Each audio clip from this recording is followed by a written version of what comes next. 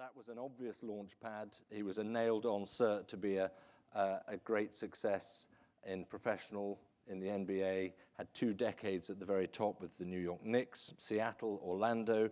I'm going to give you some statistics which some of you will know only too well. Others, you can just gasp a little bit, really.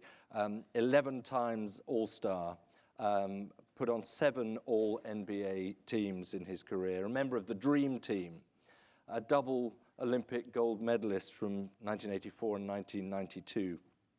That's just a little bit of his playing career.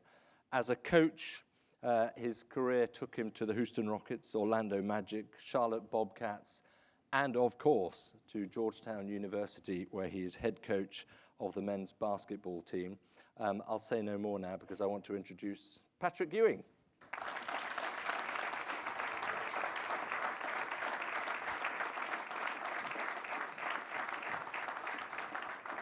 How you doing?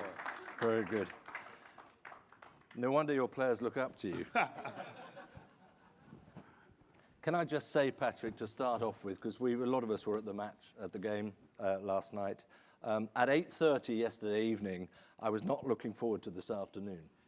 Can I ask you first of all, are you a good loser or a bad loser? I'm a terrible loser. Right. Okay. I'm a terrible loser, and when the way the game was going in the first half, I was very upset.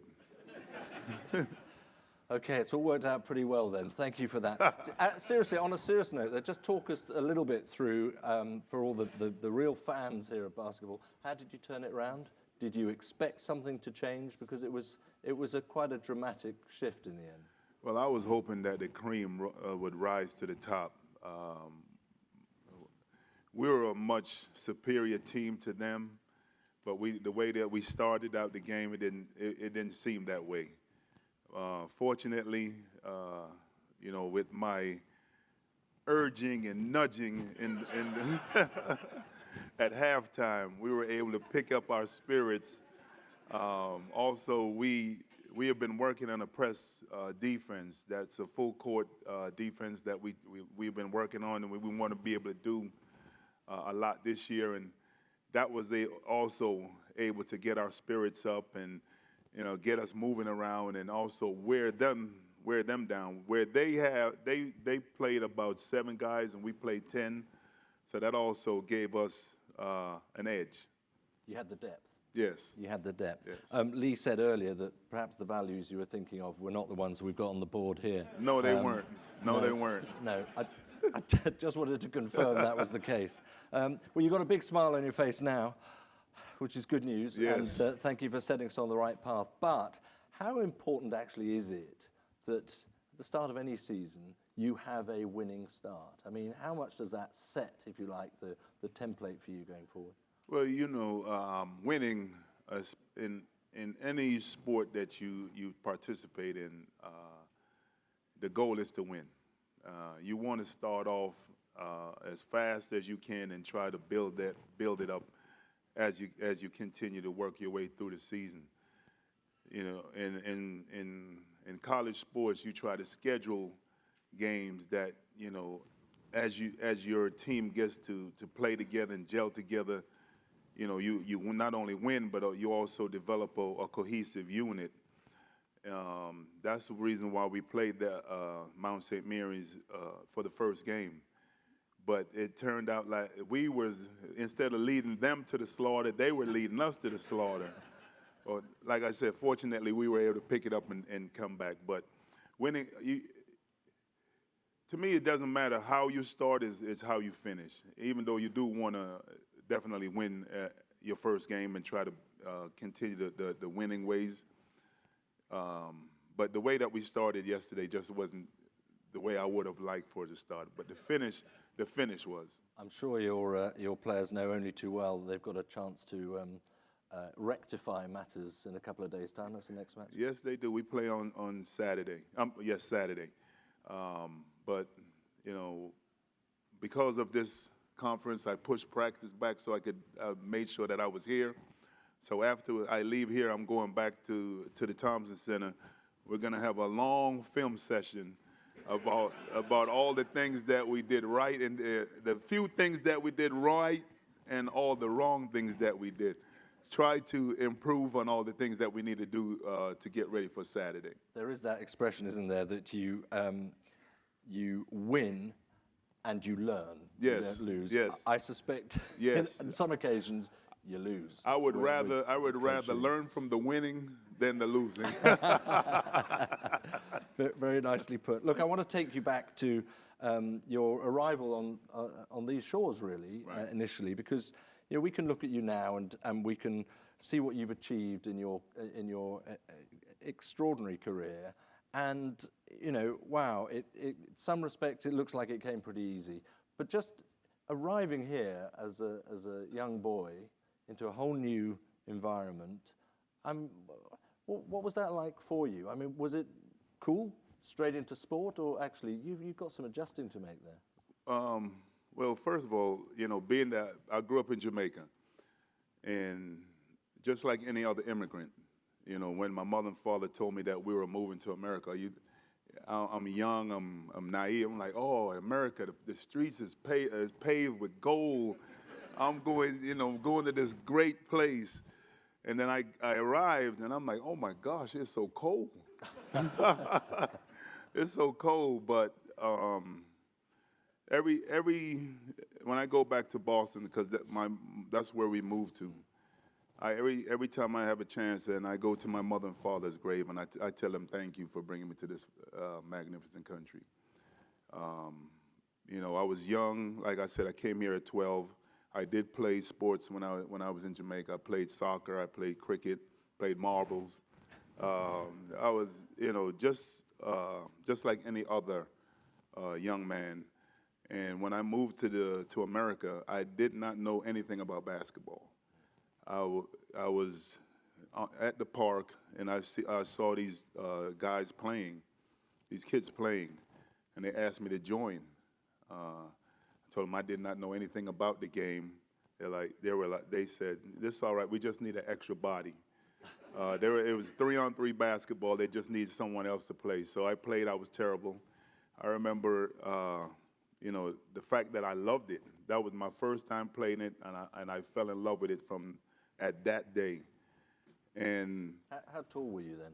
I was 5'11" at 12. I was short.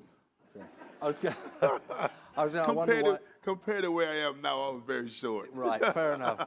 But I wonder why they picked you to come and play. Yeah. But I loved it, and wasn't very good at first. I was tall, I was clumsy, I was learning my body. But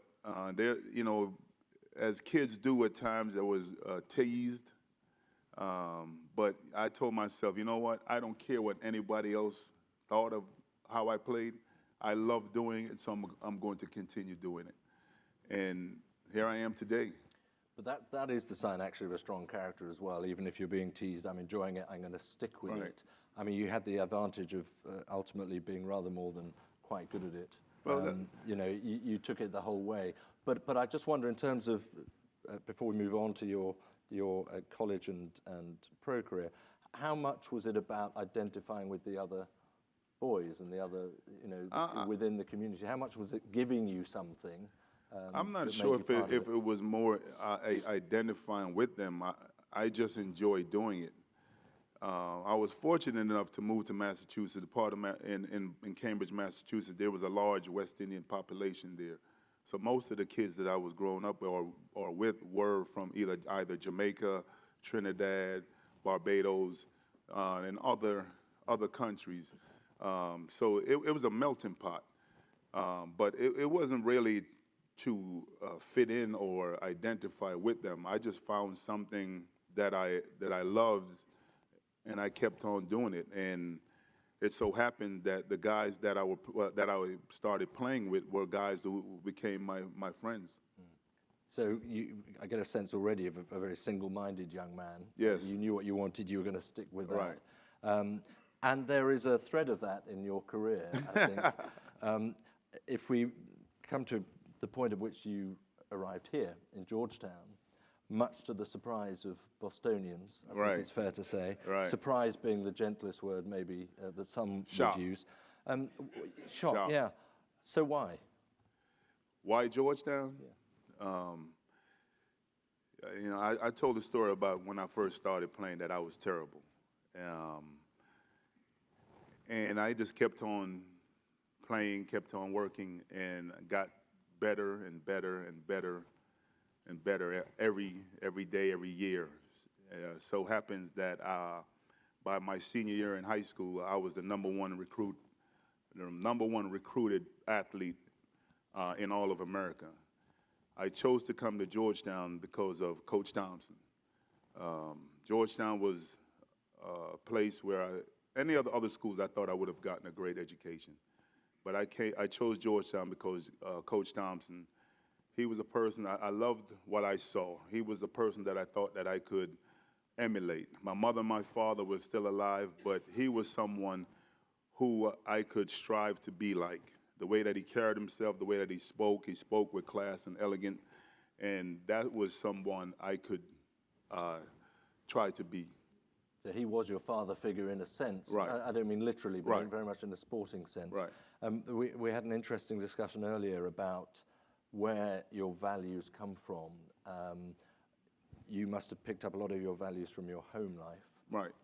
You then had a whole new set of values or reinforced values through the coach? I think most of my values came from my home life. My mother and father did an outstanding job of raising me and molding me and try to give me the best that they could give. Coach Thompson, he added to what was an extension of what my parents were trying to give me. If anyone here could go back and look at after I left Georgetown, I've always said that this was the best 4 years of my life. I was given an opportunity to come to this great university, a boy, and by the time I left, I was a man. And it's great that by whoever God's being or President DeJoy is,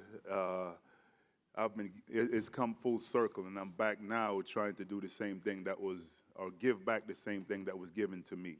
And what was it that you had 18 years in the NBA? I mean, what was it that made these 4 years then the best years of your life? Because I was, like I said, I was a young man. I was 18 years old.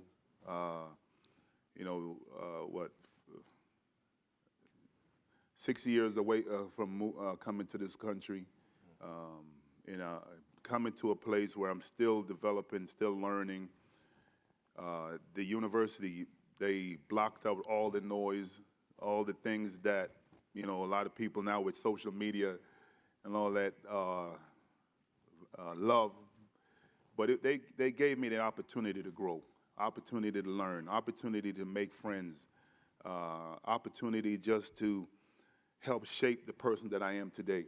But did you see that happening at the time it was happening? Because I think for a lot of young sportsmen and women, all they want to do is play that game, whatever it might be. They're not thinking necessarily about their own personal Right. development. They're certainly not thinking about what I'm going to do next. When you're 18 to 22, you live the moment, don't you? Yes, you do live in the moment, and I didn't realize that until after I left.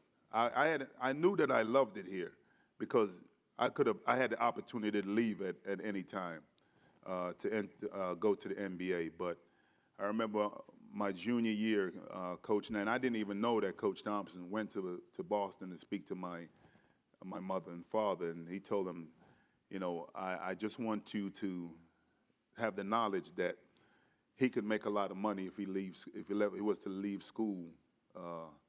My mother told him no. She wanted him. I want him to stay. He said she pounded on the table. I want him to stay, and I want him to get an education. But I enjoyed being here so much, and I enjoyed the friends and the camaraderie, the guys that I played with, the student that I was that touched me, and I touched from time to walking through the yard, going to the cafeteria. That I wanted to finish and also the fact that I promised my mom and dad that I would graduate. Unfortunately, she passed away going into my junior year, and I wanted to fulfill that promise that I had for her. Both her or my dad did not graduate, wasn't able to go to college. My oldest sister, she's 5 years older than me. She was able to graduate, and I was able to graduate, and it was a dream come true. Right, yeah. I mean, you took your opportunity. The reality is, given what you had to offer in basketball, you need never have found yourself getting a degree. You were going to fly, and you did. Right. What was the highlight of your professional career? I mean, I'm from a country where basketball is much loved, and we're not very good at it. Dream team, everyone in the whole wide world knows the dream team. 2 Olympic gold medals. Beyond these shores, that's one of the pinnacles of sport. And yet you had a career with the Knicks. Right. I mean, where's the best bit? Well, all What of it stands out for you?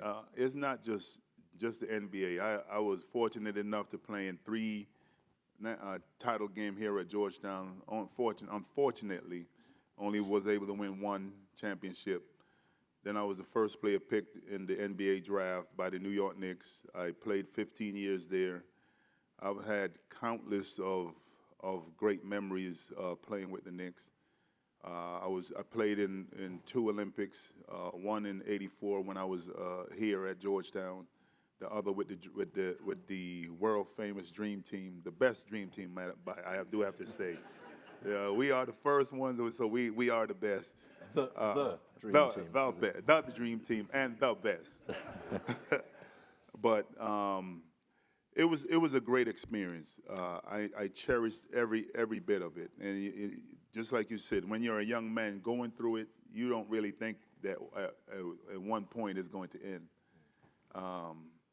But when I look back at it, it was a remarkable experience. Just being able to travel the world, played in the Olympics in LA and then also in Spain. Having games in Europe, playing against all these great players, befriending all these great players. And that's another thing. Because of the friendship or the partnership that you develop with the people that you are either go to school with or play against, work with, that also afforded me to start my next career. Michael Jordan, that guy who I hate. I hate that guy. I've never heard of him. No, I hate him. I hate him. He helped me. He started me. He gave me my next opportunity. When you were mentioning the places where I've worked, you forgot Washington. I worked with the Wizards. That was my first coaching job. But if I hadn't played basketball, if I hadn't developed these friendships, I might not be here coaching. Yeah. I'd be doing something else. No, and now as a coach then, obviously your job is a different one. It is about nurturing, but it's also about cajoling, it's about mentoring. Which of those elements do you find come most naturally to you? I think all of them. I think that being a coach is like being a parent. I have 5 kids, so the guys that I'm coaching, they're just another extension of my kids. I have to try to protect them when it's time to. I'm like a mother hen or a father hen. Protect them when they need to be protected. Scold them when they do wrong. Pat them on their backs when that's also needed. Show them love and affection to help them grow. I try to be an extension of their parents. They're going to get a bit of all of that this afternoon, aren't they? Oh, yes, they are. Yeah. Yes, they are. I got the sense. So you have a job as a role model to play in that regard. If you put yourself back into, where you were when you were playing, I think you were quite lucky as a sportsman in terms of injuries. When Yes. you had a couple, and one I think your wrist injury was pretty Yes, serious. that was the most serious. Yeah, but you didn't have a bad run. Let's be honest. No.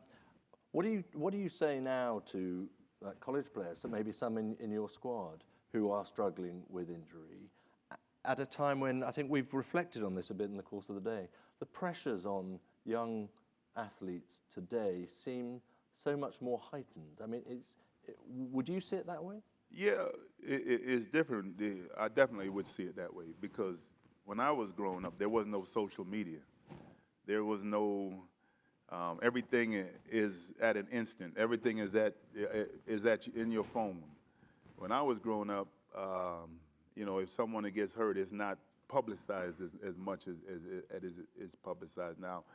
And also, a lot of these kids are been put in in a tough spot where everyone thinks their child or their daughter, the son or their daughter is going to be the next Michael Jordan or the next Patrick Ewing or the next Larry Bird or whoever. So they put that pressure on them, and if they get hurt, you never know. But also, the fact that also, with not on social media, with gambling, a lot of states of legalized gambling. So the kids, they have to be mindful of if they're injured, where they're talking about their injury. Could be at the cafeteria, could be at the barber shop, could be, anywhere walking through campus. And back when I played, even though you still had to be mindful of that in terms of sports betting or wagering, it's not to the degree that it is now. But do they hear those warnings? Do they heed them, do you think? Oh, they hear it. They hear it. They hear it. I'll ask that question again. No, I take your point. But so it's an issue. Oh, I'm sure every AD, every AD athletic director, every president are afraid of it. I know the NBA have gone into partnership with some of these sports betting organizations, but that was one of the things when we at the Final Four, the Coaches Association. That's one of the things. One of the big topic that the NCAA brought up was making sure that your athletes are educated about that, because they could be. It could be like I was saying at the barbershop. I'm just talking about. Yeah, I twist my ankle yesterday at practice. I'm not sure if I'm just talking to someone, and somebody could be listening, and that could influence that person either betting or not betting on the game. So you try, and you may not have meant to give away that information, but it's still been given. Yeah, it's gold dust, right? In a sense. So what do you tend to say, or what's your view for players about issues like social media, which play on a lot of people's heads as well? Mental health is a big issue within sport these days, and yet at the same time, you were a role model. They have an opportunity to be a role model, and the best way for them to do it is through a platform and social media. Right. I try to tell them, be mindful of whatever you put out there. Whatever you put on social media, you might think you take it down, but it's always there. You have to learn from the mistakes that others have made. There's been a lot of other people in sports who have said things when they were in high school that has come back to haunt them. So even though this is your platform, you have the right to do it. Only thing I say is when we're practicing or when we're in the games, that stuff stays until afterwards. But you just have to be mindful of what you put on it, because it could come back and hurt you. And how sort of structured, Patrick, is that sort of instruction, that sort of education? Here we are in a seat of great learning and education. Is it taken as an important part of the progression of a young athlete that you educate? Well, you hope. It's just like, as parents, you try to tell your kids the same thing. Sometimes they listen, and sometimes they don't. Sometimes they have to learn from the mistakes that they're going to make. But you try to educate them the best you can and hope that they will not make the same mistakes that others make. Just like when I'm talking to them, I try to tell them, a lot of the things that either us as coaches or us as parents try to talk to you or tell you about is because of things that either we have made mistakes at or others have made mistakes at, and throughout our years of learning, of growing, we have learned. It's funny because what's the saying that youth is waste on? How does it go? Yeah. You know, all the knowledge that know the one, all yeah. the knowledge that you have accumulated. It's wasted on the young. Right. Isn't it? You know, Yeah. all the, you know, I wish that I knew all these things when I was their age. But you have to go through life to learn it, to be able to, but by the time you learn it, it's too late. It's too late. Some things never change, Right. unfortunately. I think that's look, Patrick, we don't have much time left, unfortunately, because I think I would love to go on for quite some time. But I want to just pose something which Lee put to Amy, which was having listed a myriad different elements of her character, incredible achievements, from modeling to being an actress to being a Paralympian to being a public speaker. The list went on and on. She was asked which one defines her, and Amy's answer, with a pause, was, well, no, I'm Amy Mullins. Sport has clearly defined your life. Right. I think that's fair to say. So how do you perceive yourself then? Do you perceive yourself as a basketball player first and foremost? Or First and foremost, I see myself as Patrick Ewing, the person. Basketball has been an integral part of my life. Basketball has helped me or afforded me to see the world, or to do things for my kids that my mother and father was not able to do for me. Sports in general, it's taught me how to be a man, how to learn, how to you know, wins and losses. You know, you're not going to win at everything that you do. You're not going to be successful at anything you do, but how to cope with that. And I think that sports has helped me to learn all of these things. And I don't see myself as just Patrick Ewing, the basketball player, even though it's still a huge part of my life. I just see myself as Patrick Ewing, the person, and I'm still growing, I'm still learning, and I'm still developing. You're not growing anymore, are you? Steady on. Patrick did say to me just earlier, I'm quite a little guy now, along maybe some of your college players. Well, you're a huge influence, clearly, Patrick. And it's been a great pleasure to have a chance to meet you and to talk to you. Thank you very much indeed. Patrick Ewing, ladies and gentlemen.